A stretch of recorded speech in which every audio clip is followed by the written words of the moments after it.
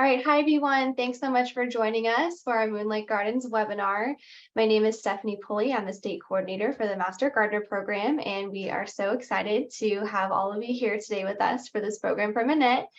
Just a couple housekeeping notes before we get started. So this is a webinar, which means your mic and your camera are both turned off. So don't worry if you don't see that option for yourself. It's automatically not there. This program is being recorded and we will post it on the Master Gardener playlist on the HGIC YouTube channel. And there will also be a link to it on the Master Gardener Continuing Education webpage. So you'll be able to find all of this information, the PDF from Annette, as well as the recording later on the Master Gardener website. And last thing, please feel free to use the chat to introduce yourselves or say hi to your fellow Master Gardeners. We love to see who's joining us. But if you have a question related to the content that's specifically for Annette regarding her presentation, please submit that in the Q&A section so that when we get to the end of the presentation, we'll be able to easily pick out everyone's questions and make sure that we get them answered in the time that we have allotted for the Q&A. So with all that said, I am going to introduce our speaker for today.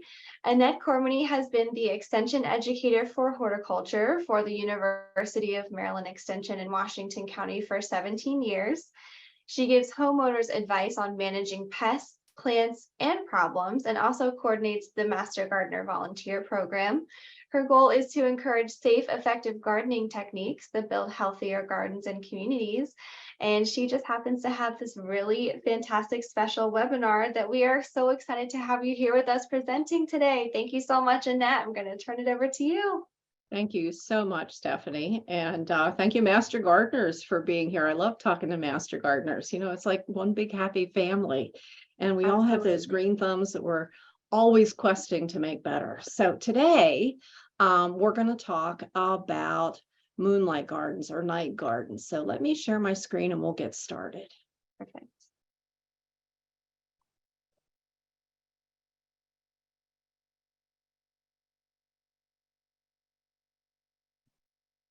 Okay.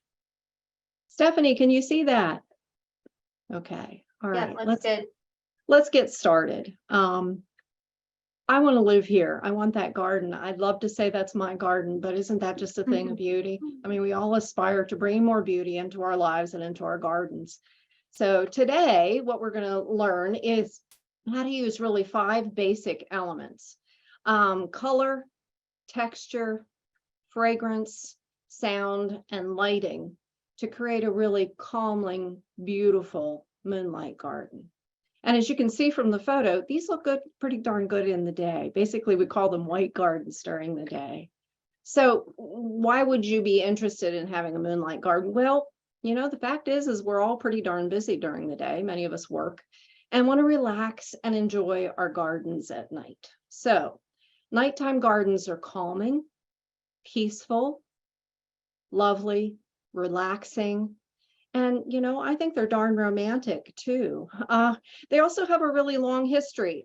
They date to the 1600s in Asia. And in India, the ancient emperors loved to build nighttime gardens. So we're going to look at a lot of examples. We're going to talk about some specific plants, and we're going to talk about how you can make a moonlight garden. So let's go back to those design basics. When you're designing a moonlight garden, you want to consider color, texture, fragrance, sound, and lighting. Those are the big 5. And I want to preface our talk today by saying this can happen in any size space. You can do this in a container, maybe a container by where you like to sit in the evenings. You can do this on a patio, like this beautiful patio here.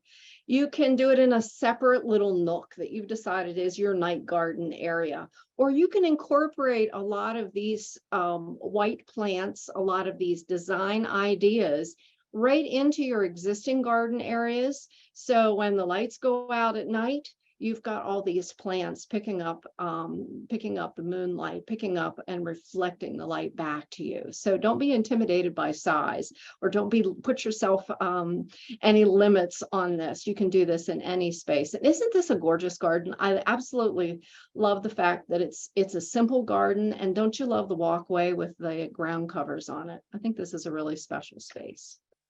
Okay, we're going to talk about the first of the big five, which is color. Color, or its absence, is really the essence of a night garden. Light reflects off lighter plants. And notice I say lighter plants. They don't have to be white. They can be white.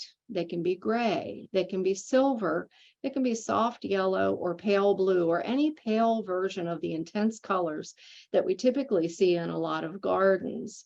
And I can't talk about night gardens or white gardens without giving a nod to Vita Sackville's West garden called Sissinghurst in England. I was really fortunate to visit this garden about 10 years ago, and yes, it is as spectacular as you've heard. Look at all this color, look at all this movement of the eye through the garden. It's just a beautifully staged garden. And Vita, like I know her, Vita and I are a first name basis. She's also the one who came up with the concept of garden rooms. So we have her to thank for thinking of our gardens in separate areas that can have separate purposes. And maybe one of those purposes in your garden, I hope I inspire this, maybe one of those purposes in your garden is this peaceful nighttime retreat. So we've talked about color, not being just white, just thinking of gentler colors. So the first question I get asked when I give this talk is, well, but Annette, I need a plant list. I need to know exactly what I should put in. I'm not going to give you an exact plant list. This is your garden. It should be a reflection of you and your personality. But what I'm going to do is talk about different types of plants, and some that have white or light versions that you might want to consider. So flowering tobacco, Nicotiana, is a wonderful annual that does release its scent at night. Alyssum is a common garden center plant. We often use that as the spiller in containers. We have the thriller, the filler, and the spiller in containers, and it will gracefully drape over a pot. Impatiens are everywhere and are wonderful plants, especially for a little more shade. Nigella is an often overlooked plant that's just lovely, that has kind of a starburst form to it and makes a beautiful seed head. Artemisia, you probably know the most common one, which is Dusty Miller, but there are all other kinds of Artemisia, which you can see in this photo. There's Dusty Miller in the foreground here, but those softer version clumps back through the design are actually silver mound, and there are many other variations. So you can get really fine texture, or you can get the broader texture of Dusty Miller. And Cleome or Cleome is a lovely annual that has a strong scent and has a dramatic stature. We're going to see that in the next picture. So lots and lots of annuals to choose from. Okay, and again, pay attention to the photos. These are all sorts of different ways to create a white garden, a night garden. Some perennials, I'm sorry, I'm a perennial snob. I absolutely love perennials. They give you free plants. They come back every year. I like to mix them with everything else, but perennials are my favorites. Sorry, other plants. Perennials are my faves. So Campanula is a great night garden plant. Salvia, both annual and perennial. Lilies, who doesn't love a good lily? And actually, there's some really special lilies for night gardens. There's one called Immortality, which is a beautiful white rebloomer that's just great. And I'm sorry, I misspoke. That's not a lily, that's an iris, which we're going to talk about in just a minute when we get to bulbs and tubers. But many different white lilies. I believe Casablanca is the one I was thinking about, that's white with some flecks in it, some freckles. You can see in the picture how well daisies or cosmos work in a white garden. Speedwell in the foreground, sending up those dramatic spikes, is just a fabulous night garden plant. And again, we've got the spider plant, we've got the Cleome in there, popping out of everything else and looking really dramatic. Okay, more perennials. I told you I love them. I can't stop talking about perennials.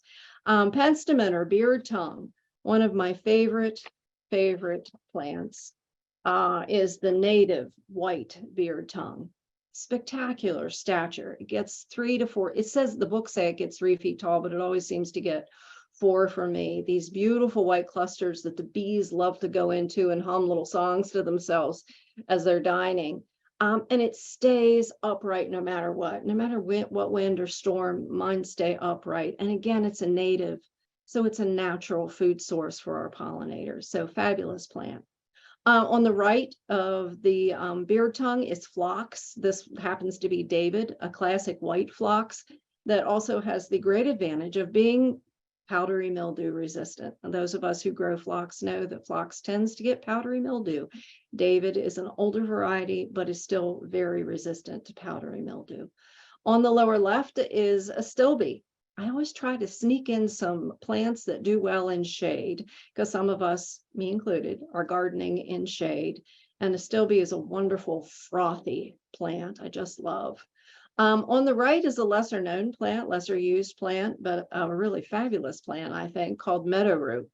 Meadowrue can have different types of blossoms, but they all tend to be held high on interesting foliage and look very lacy, like you can see. And bleeding heart.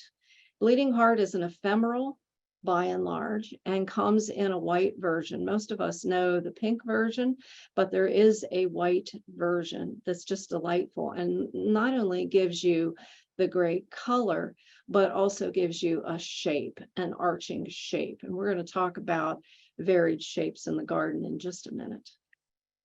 But first, bulbs.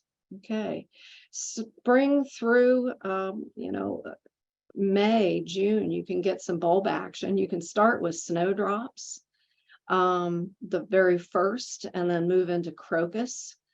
Then come the daffodils marching through our gardens, and some wonderful, wonderful versions of daffodils. Tulips next, and iris you can get from early to late through the season, from the tiny reticulata to the more dramatic iris. My personal favorite is the Siberian iris because it has such a delicate oriental form. It looks like the Japanese brush paintings, I think, and it has that fountain of foliage. I just love, love, love Siberian iris. Allium are great in any garden. There's what looks like those floating balls on long leggy beasts, the floating balls, and they have a fabulous advantage in that they are deer resistant. Most of us are dealing with a little or a lot of deer pressure. Allium are a really good choice. And I also know landscape designers who will plant something like allium that has a strong scent around other plants that the deer love, and they say it creates somewhat of a scent barrier. So lots of advantages to allium. And I'm going to give you another allium tip in just a little bit. And anemone, who doesn't love anemone? It's fun to say, it's wonderful to grow. Look at it in this photo, just looking very much kind of like a floppy hat with that big yellow center. In this photo, we're also seeing phlox, we're seeing roses climbing up the wall. There's a little astilbe in the background, and in the foreground, there is some salvia. So as you can see, you can have fun with mixing shades of color, textures, leaf form, and a dramatic backdrop that makes everything pop. Okay, this is our thick, big slide. You know, when we start thinking about gardens, most of us think about the smaller things. Most of us think about perennials and annuals and ground covers. But, you know, why not create some structure with trees and shrubs? That really should be the first place that we start. And trees are fabulous in nighttime gardens because they're adding that structure, the framework. They have a lot of soft colors to the bloom and to the foliage. In many cases, their bark is strongly or gently textured. Think about white birch as having a really strong texture. Think about something like a willow oak that almost looks like an elephant's leg at maturity, that's got that smooth grayness. And also what you're doing with trees and shrubs is you're creating shadows. You're putting something bigger in your garden that's going to make more dramatic shadows. And in daylight, that can be dramatic. At night, it's especially dramatic. So again, we're looking for white flowers. We're looking for textured bark. We're looking maybe for variegated leaves. And you can see the wide variety of plants that have a white color.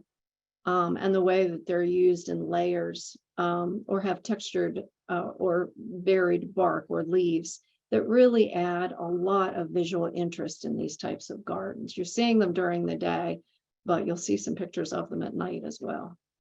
Okay, more on tree and shrubs. I mentioned the white spire birch, the white spire birch. But there's also all other types of birches that have really interesting bark. This is our native heritage river birch that gets the more exfoliating bark. And just to give a few other examples of things that really pop in night gardens, magnolias. Everybody thinks of magnolias as being the big southern magnolia that I've shown here, that has the gorgeous big bloom. And I love them. They're wonderful. But there's also a lot of magnolias that are suitable for small spaces. There's a whole series of little girl magnolias, and they have women's names. There's Betty, there's Jane, there's a lot of other women's names, and in particular, Jane is nice for a night garden. She's a very pale yellow flowered magnolia. And again, they are of smaller stature and they work in a much smaller space. And most of us are gardening in smaller spaces. One of my favorite variegated leaved trees is the dogwood. Again, you get those lovely layers that all dogwoods have. But look how striking that leaf is on the upper right. It's just a really fabulous tree. I have a photo, I think it's the last photo on the slide, of a variegated dogwood in a beautiful setting at one of our local parks at Brookside Gardens. So moving on, lower row, a couple more examples. Hydrangeas. You know, you've got the big flower heads, the mop heads of something like an Annabelle, but you also have these variations. This one in the lower left is a Tardiva hydrangea. Tardiva hydrangeas have that panicle that comes to a point. They're kind of big. They're about this big.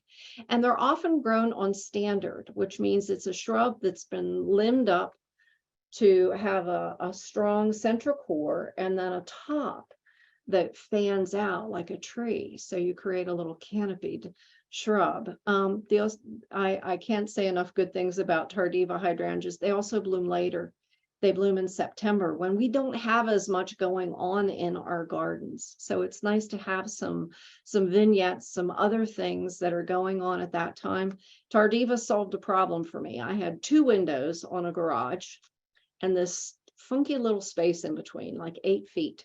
So I got a standard hydrangea and let it go up, up, up between the windows and then fan out. And, you know, cars would stop in front of my house and ask me what that plant was. It looks that spectacular in the fall. Okay, speaking of spectacular, the next photo, middle lower photo are the flowers of a fringe tree. Again, a small underused tree or large shrub that just is not planted often enough. It's a native, if you get the Virginiana, and when it is in bloom, it looks like a waterfall. It's just a spectacular tree or large shrub. These usually get somewhere between 12 and 20 feet tall, and they're really wonderful. If you live anywhere near Frederick, go to the Delaplane Art Center in, say, May, early June, and you will see this 2 spectacular fringe trees blooming on each side of the glass doors. It's wonderful. It's worth the trip. And I hardly ever give a talk without talking about viburnum. There are over 300 viburnums and many, many native plants. Wonderful shrub. This particular one is the possum haw. But again, I have a lot of viburnum and I love each and every one. And I can almost hear all of you scribbling madly, writing down these names. I apologize for not mentioning this earlier. I have shared my talk with Stephanie. So you're going to get all of these slides. And I'm also going to give you another resource for a nursery that has specific lists of plants that are great in night gardens. So you can put down the pencils if you want, unless you want to note ones that you particularly like, and just relax and enjoy this. We're talking about a calming moonlight garden. I want to make this a calm experience. Okay, now we're going to look up. We've talked big. Now we're going to look up. Can you have... Annette, we got a question. Sorry, I don't want to interrupt, but folks were asking if you could mention which ones are native, which you've been doing for a lot of them, but some folks are particularly interested in which ones of the plants that you're mentioning are native. Okay, thank you for interjecting, Stephanie. Thank you. Okay, so vines go up. They create vertical interest in a garden. So they serve an important purpose in moving our eye upward, but they also are wonderful for smaller space gardens. You get drama without having to take a lot of a bigger footprint. So things like clematis work well, and there are native clematis that are lighter colored that you can use in a night garden. Mandevilla, shown in the lower photo, comes in the gorgeous white version, a tropical, which doesn't last, isn't hardy for most of us, but a gorgeous plant nonetheless, and you can move it inside. Morning glories, heck, you can grow those from seed, folks. They do really well, and there are white or very pale blue versions which work really well in a night garden. And, you know, can you have a night garden without moonflower? Well, yeah, you can, but they're particularly spectacular. They are bunched and slowly open up at night, release their fragrance, and again, are really important nighttime bloomers, because think about the insects that come out at night that need night blooming plants. Our pollinating moths and our bats in particular need plants that are blooming at night, and moonflower fills that niche in the garden. Plus, it's just a beautiful plant. Datura as well has that same trumpet shape. So don't forget about your vines. And you know, as gardeners, as master gardeners, we should be concerned about taking care of the needs of our pollinators and beneficial insects, and supporting a healthy ecosystem by having things blooming, flowering, providing nectar, providing pollen throughout the whole season, spring to fall. I really tell people April to frost. It's going to look more gorgeous for you, regardless of when you're out there. And it's going to provide important habitat and food for pollinators and beneficial insects. So look how gorgeous this garden is. I mean, there's a little bit of everything. I love the tulips bursting through the lower plantings. I love the variety of texture in the foliage. I love the evergreen backdrop. So try to plan for flowers all season. What I often do in my garden is I create seasonal vignettes, because it's hard to think of the whole picture of the garden. But if you say, okay, I want this section to look spectacular in the spring, I want this section to look spectacular in the summer, and this is my fall vignette. And if you create those little vignettes in your garden, you're going to have something interesting going on all the time, and you can plan a little bit better and easier by maybe picking 3 to 5 plants in those areas that work well together. And you can do this in your white garden. You can do this in your night garden, in any garden. And again, look how good this white garden looks during the day. These gardens are spectacular at night, but they're wonderful during the day too. All right, time to talk about fragrance. Fragrance attracts both pollinators and us. And there's actually a word for it. Noctiflora is a plant that releases scent at night. Not all the plants that I'm mentioning today release their scent at night, but there are some that are very heavily scented at night. The moonflower is a noctiflora plant. Silene is a noctiflora plant. The yellow photo on the far right here is Oenotheria, night blooming primrose, night primrose, evening primrose.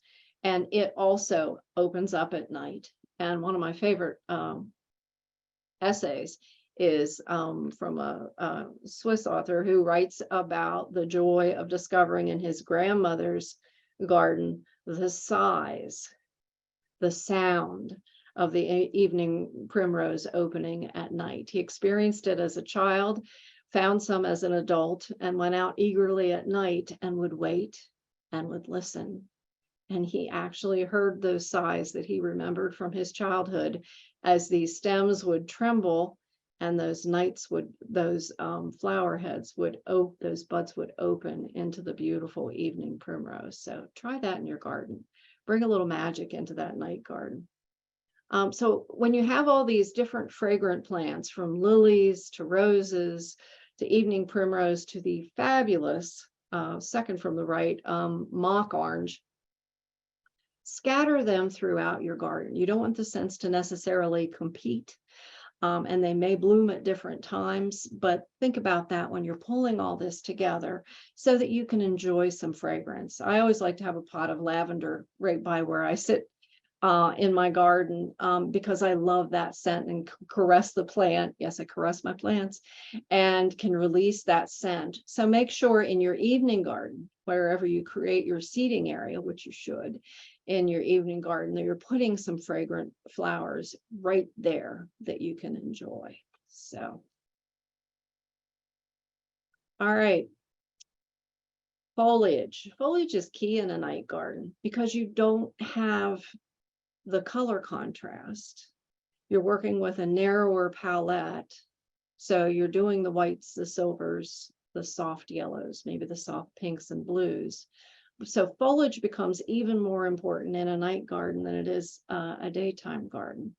So look for things that have really interesting foliage. Play with foliage. You should be playing in your garden. You should have fun with this. There are far too many rules. You should just go out there and play.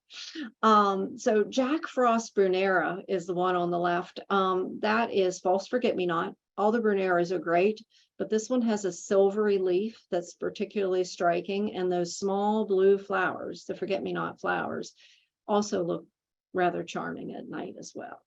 Then we've got, moving to the right, we've got Polemonium.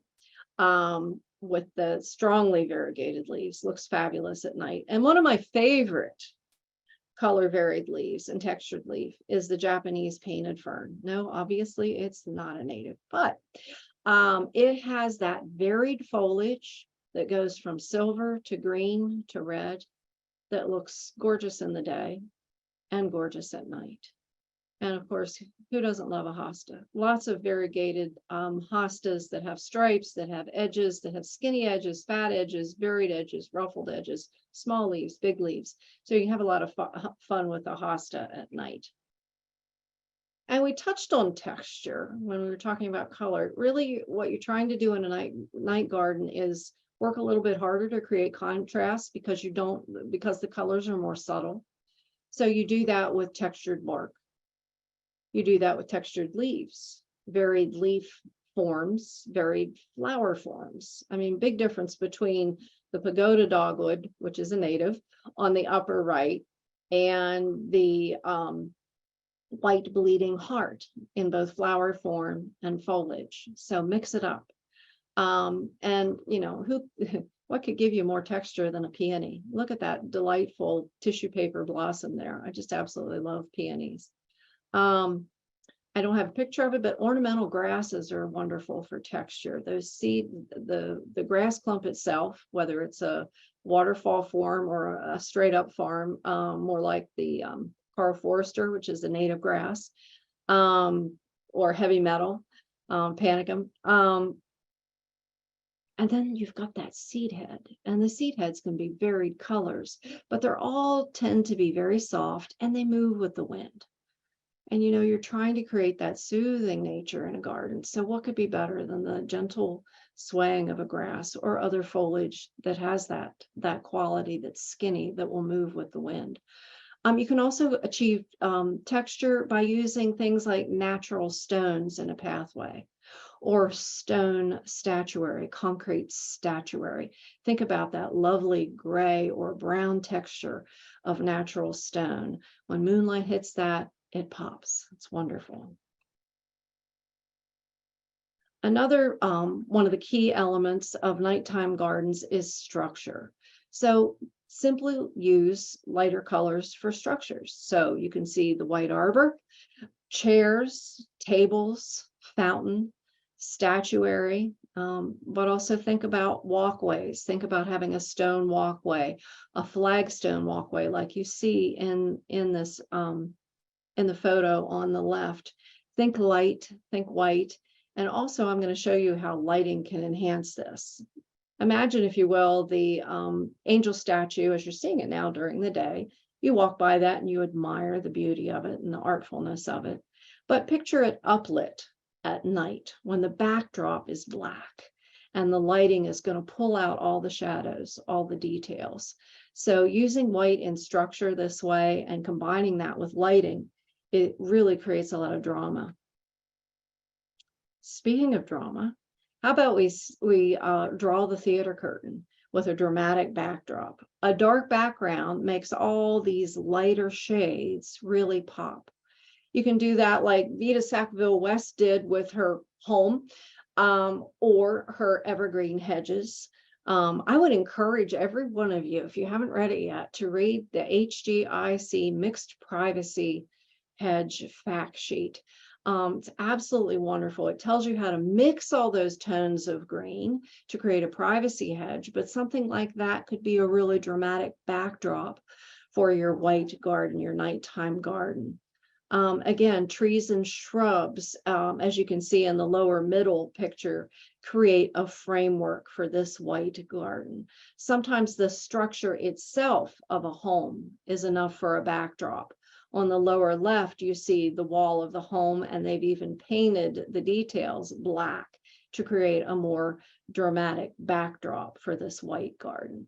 And of course, the stone brick wall that we saw before is a very effective backdrop. Doesn't have to be green, doesn't have to be black, just needs to create some contrast so those white colors are really going to pop. All right, I like whimsy. I can't see you, so I can't say raise your hand if you like whimsy, but you should be having a little fun with your garden. So there's no reason, there are no rules here. Why not why not grow some of the little white ghost pumpkins, the little mini pumpkins, and have them peeking out as a surprise? Or better, or if you're not up for that, put a bowl full of these in your garden in the fall, and let that color, let that smoothness, let that whiteness reflect off your lights and the moonlight. And by golly, I'm hereby giving you permission to scatter herbs throughout your garden. They have a wonderful scent. They make a great ground cover, a good alternative to mulch, which none of us like slinging a lot of. And something like this variegated sage in the photo is a fabulous plant for a white garden. Looks great during the day too, but when it's hit by light, it really glows at night. And I told you I was going to share something else fun you could do with allium. This white allium is a great night garden plant. We saw that in a previous slide. So you've got this great flower. Those usually happen in May, June, and it looks like little white meteors. Well, guess what? When it dries, it looks really interesting too. I choose to leave some of those seed heads in my garden because I find them interesting and I want more allium to seed in. But Lucy Hardiman, who is a fabulous landscape designer in Portland, taught me in a gardening seminar at Longwood that there's something else fun you can do with these. When they dry, you can pop them up and you can spray paint them. She did hers in her garden in varied colors because Lucy loves wild colors. But in a night garden, how fun would it be to pop some of these out, spray paint them white, and plant them and have your guests say, "What are you growing? What's that?" It's a real conversation starter. So don't forget about planting some whimsy in your garden. Okay, I promised you 5 elements. This is number 4, and that's sound. The sound of water is naturally calming and soothing. And you can go big or you can go little with water. I love this tabletop waterscape that mixes candles with the sound of running water. I also love the larger water feature down below where you're going to get the sound of the water cascading over the rocks. Really lovely to put that sound in your garden. even easier wind chimes, everything from little to big, creating that soft, soothing sound and creating a little bit of movement in the garden. And speaking of movement, I'm going to go back to encouraging you to plant some ornamental grasses, especially the native ones, because as you can see from this photo, they give you flow, they give you texture, they give you movement, and they give you variety in the foliage. So really lovely thing to add to your garden. The last element is lighting. Here's another instance where we're adding some drama. I love the candles in this photo. Those look like natural candles, but certainly we have the flameless candles that are a little bit safer, a little less romantic, but still a little safer. Either's fine, and they are more waterproof. You can use electric lights, as in this photo. How about solar lights? You know, this garden is out there at night, so use solar lights to maybe light the path or pop them in spaces in your garden. I have a solar light uplighting a tricolor beach in my yard that I really, really love. And it was an easy installation. And what could be easier than Christmas lights? All white Christmas lights we've all seen in outdoor dining areas and restaurants, wrapped around things, run along the ceiling. So have some fun with lighting. Even more fun is to try, again, the uplighting, like I did for my beech tree. You can use this for pathways. You can use this for garden art, particular plants. Here it's used really effectively on a spotlit gazebo. But again, finding a plant that has really interesting architecture and putting a pot light, an uplight underneath it, whether it's solar or not, it can really add a lot of drama and beauty to your garden. So let's talk about your moonlight garden. It really should be a place of calm and beauty and be a reflection of you.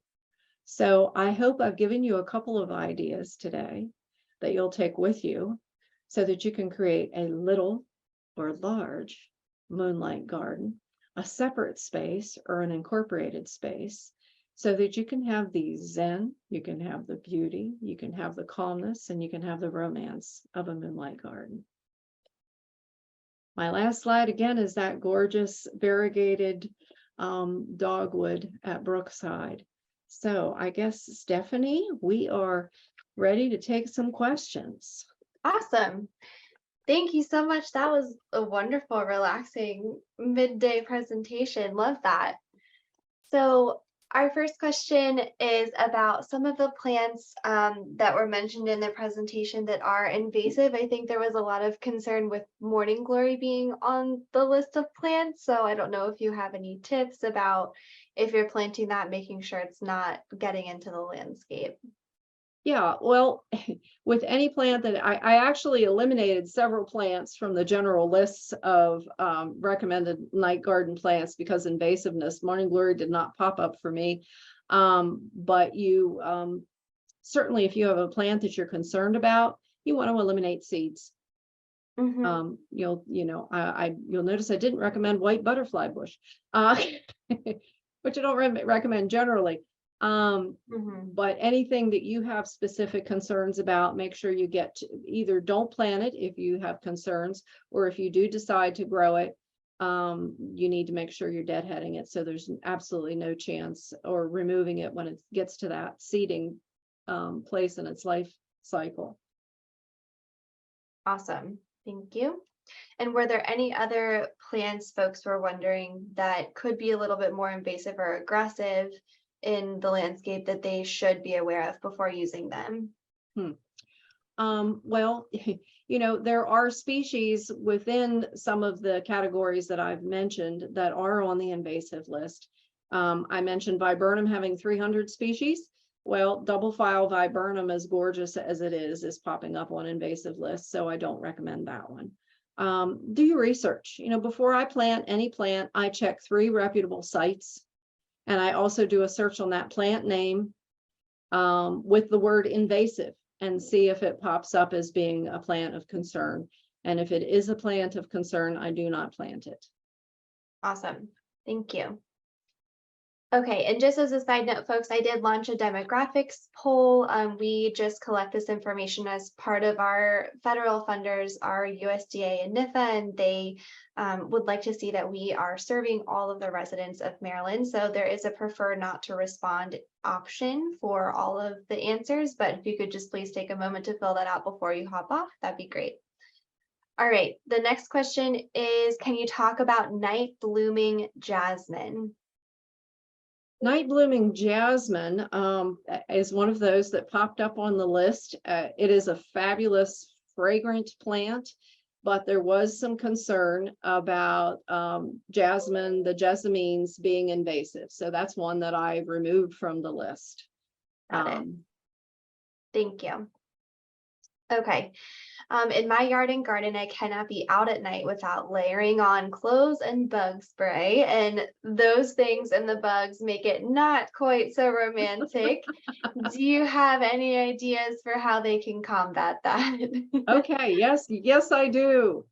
I just wrote my column on mosquitoes and other things that fly that vex us. And one of the quick, easy things to do, honestly, is to set up a fan. A lot of the small insects that vex us the most are so small that a fan will keep them away. So simply setting up a fan, again, this is a chemical-free control. It's a pretty easy control.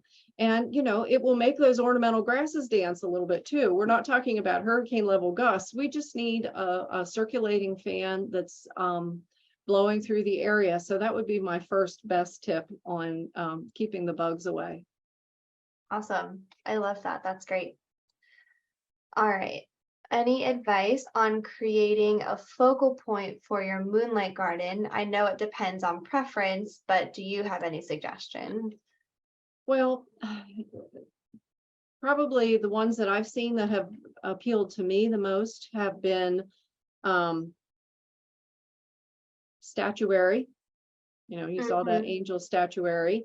The beginning slide was the gates opening up to a seating area over a wisteria, over an arbor, a seating area, a bench, or artful statuary are probably my favorites, but you have to decide what you like.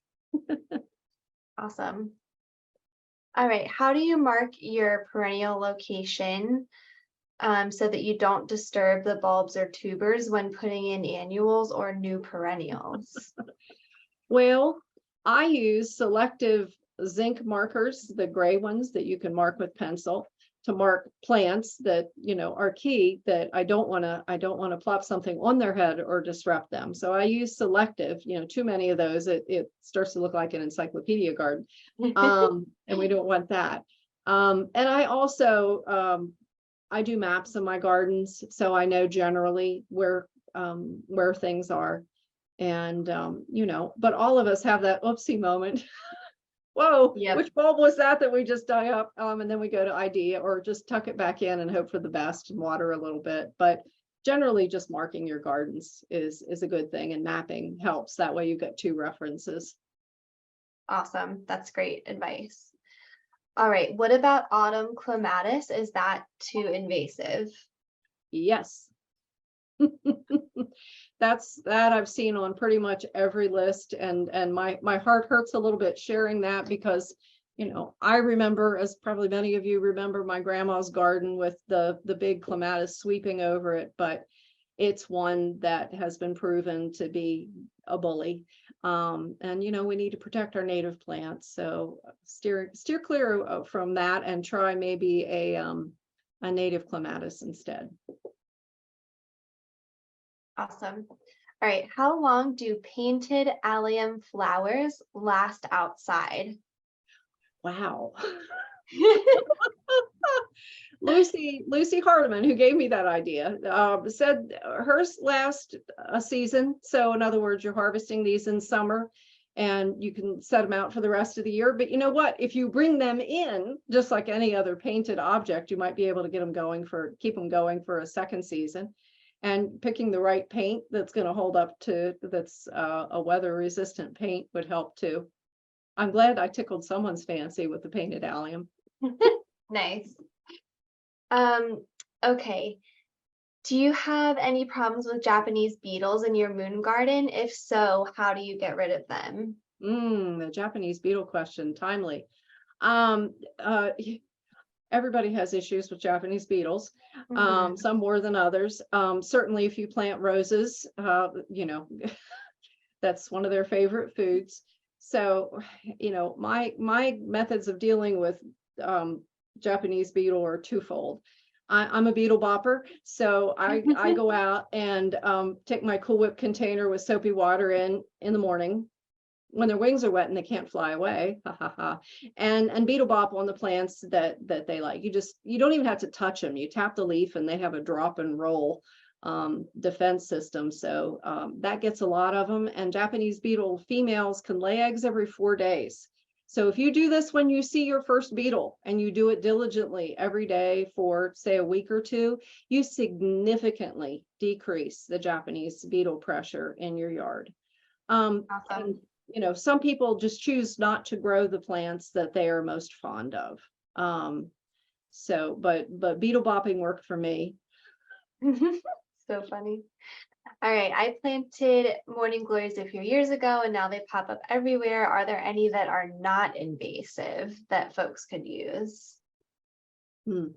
I don't know, but I could certainly find out for that, whoever asked that question. Again, in my personal experience, that's not been an issue. But again, we have to be careful of that phrase, in my personal experience, because what we see in our yard isn't the entire ecological picture. So birds can eat seeds, fly, defecate over here, and plant seeds. That's how we end up with butterfly bushes in farmers' fields and Oriental bittersweet in woodlands. So again, if it's a concern, if it's a serious concern of yours, don't plant it. But I'd be happy to do research for whomever that was. Okay. And then one of our last questions, someone does have a magnolia in their yard, but it won't bloom and it's losing its leaves. Do you have any advice for them? Well, contact your local extension educator, your local horticulturist, which is my role, and have them, take them a sample, send them pictures. Usually when a plant isn't happy like that, it's often environmental. Maybe it's a plant planted in less than ideal locations. We had a long, dry winter without snow cover that blankets roots, and we didn't have the snow to provide moisture. So we're in droughty conditions and a lot of plants are suffering. And it wouldn't surprise me, magnolia with that waxy large leaf has a lot of exposed pores. So when the wind hits that, it dries. So plants that are larger leafed evergreens, broadleaf evergreens, suffer more in droughty times. Between the winter and the actual drought, month-long drought we had, a lot of plants are hurting. Got it. There's also a question about the column that you do and wondering if that's something that they can sign up to read. Well, aren't you sweet? You're so kind.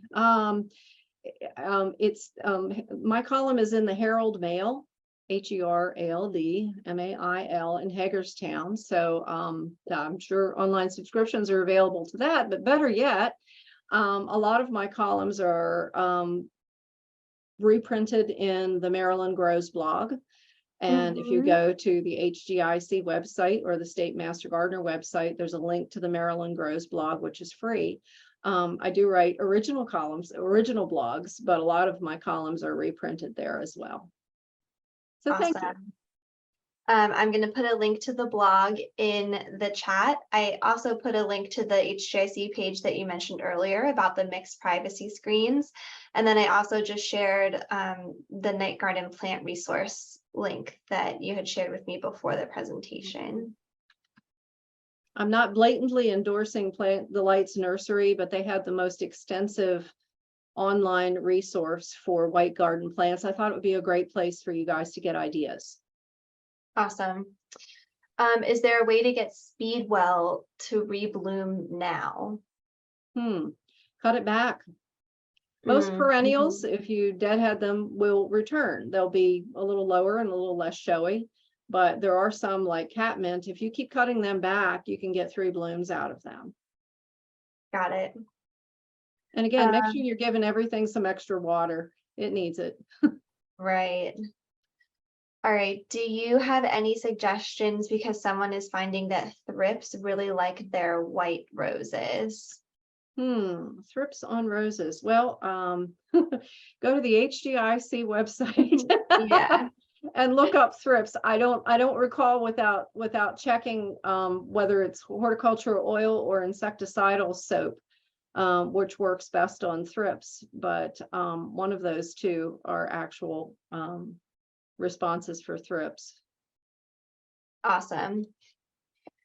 All right, so I think that covers everything. I've been trying to grab links for everyone that needs them. The last thing that I will grab to put in the chat is the Ask Extension platform. So it seems like we've gotten quite a few diagnostic questions on this presentation. 'Tis the season. But what you can do is you can take your questions over to our Ask Extension service, and that's run by horticulture consultants who live and work here in this area. So they're very familiar with all of the issues that we have going on.